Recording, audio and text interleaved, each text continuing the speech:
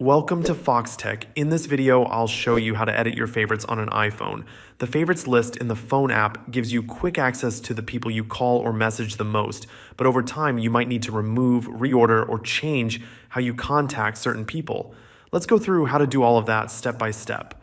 Start by opening the phone app and tapping the Favorites tab at the bottom. This is where all your saved favorite contacts are listed. To make changes, tap at it in the top right corner. Now you'll see options to remove, rearrange, or adjust your favorite contacts.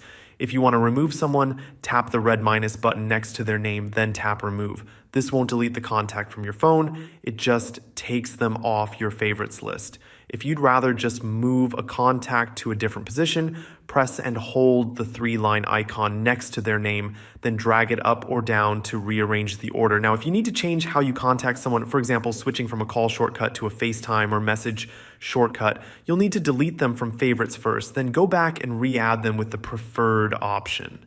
Once you've made all your changes, tap done, and your updated favorites list will be saved. That's how you edit favorites on an iPhone. If you found this video helpful, make sure to like and subscribe to Foxtecc for more iPhone tips. Thanks for watching, and see you later.